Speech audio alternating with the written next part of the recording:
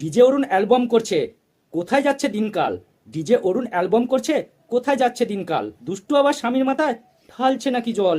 কখনো দুর্গা সাজে, কখনো বা কালী, কখনো বা দুর্গা সাজে, কখনো বা কালী। শিবরাত্রি এলেবারে দুষ্টুর ভক্তির ডালি। বুঝো না এই ব্যাপারটা।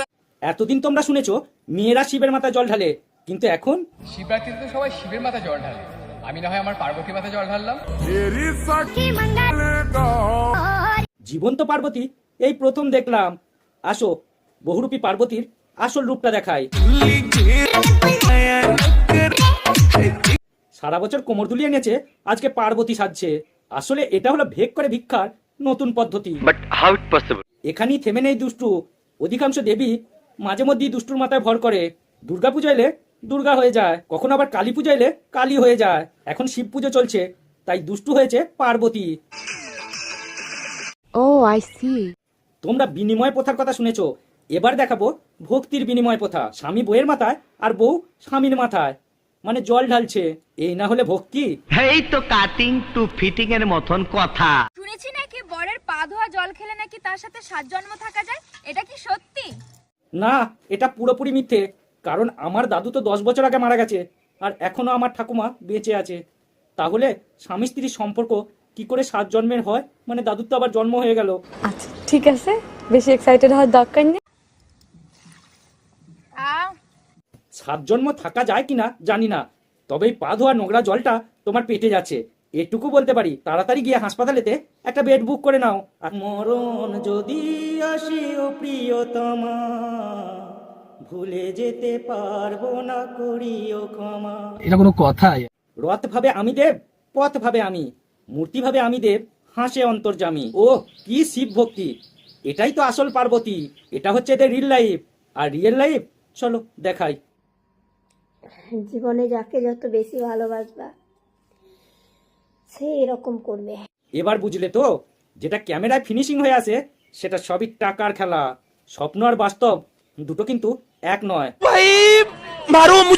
রাধার পায়ে বাতের ব্যথা, কৃষ্ণের বাঁশি নীরব।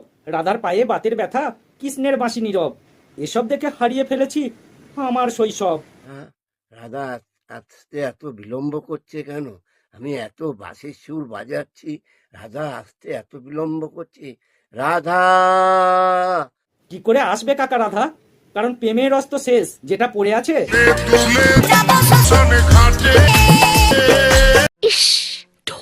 কাকার কপাল বটে, এই বয়সেতে বইয়ের বিনেতে নাচতে হচ্ছে। শিবকে তো পুরো কার্টুন বানিয়ে দিয়েছে। 10 টাকার ত্রিশূল আর চুলের কালার আর শিবের চোখটা দেখো, ঠিক যেন মনে হচ্ছে অসহায় কার্টুন।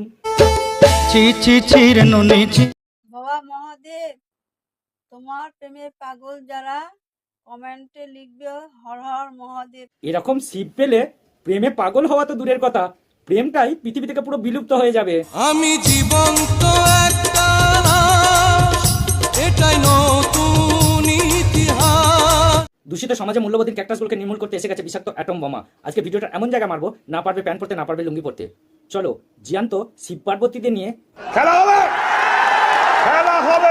ভিডিওটা শুধুমাত্র ফানি বা এন্টারটেনমেন্টের জন্য বানানো হয়েছে, তাই ভিডিওটাতে কাউকে ব্যক্তিগত আঘাত করা আমার উদ্দেশ্য নয়। শুধুমাত্র ভিডিওটা দেখুন আর আনন্দ নিন। আর ভালো লাগলে চ্যানেলটা অবশ্যই সাবস্ক্রাইব করবেন। ঠিক আছে ঠিক আছে। আর তোমরা যারা ইউটিউব থেকে দেখছো তারা অবশ্যই আমার ফেসবুক পেজটাকে ফলো করে দিও। আর যারা ফেসবুক থেকে দেখছো তারা তাড়াতাড়ি গিয়ে ইউটিউব চ্যানেলটাকে সাবস্ক্রাইব করে দিও। ঠিক আছে সামারিয়া।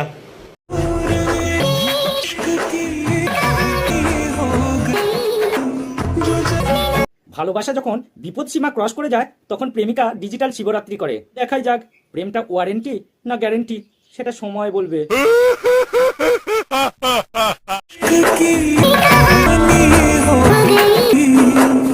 মন্দিরে শিব অবাক, তার ভাগের জল এখন জীবন্ত প্রেমিক শিবের মাথায় ঢালছে তার প্রেমিকা। শেষ পর্যন্ত শিবটা থাকবে তো, না আবার উপোস করাটাই বৃথা হয়ে যাবে?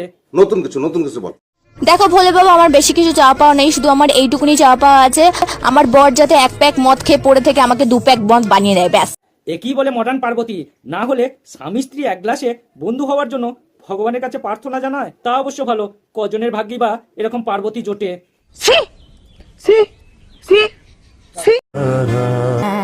এই প্রথম দেখলাম নির্জন শিবরাত্রি শিবকে ঠান্ডা করে নিজের মনের চাহিদা পূরণ করছে। কামনা যদি ব্যর্থ হয় তাহলে পার্বতীর অবস্থা হবে বৃথা চেষ্টা ফুটা পাত্রে। কে কি কইব এটা শোনার টাইম আছে? মাঝ রাস্তা রাতের অন্ধকারে কি আবার শিবের মাথায় জল ঢালে? এ তো দেখছি প্রেম পুরো ঝরে ঝরে পড়ছে। রুকো যারা, সবার করো। তো বন্ধুরা, আজকে ভিডিওটা এখানেই শেষ করলাম। ভিডিওটা ভালো লাগলে লাইক কমেন্ট শেয়ার করো, আর হ্যাঁ, চ্যানেলটা সাবস্ক্রাইব করতে ভুলো না।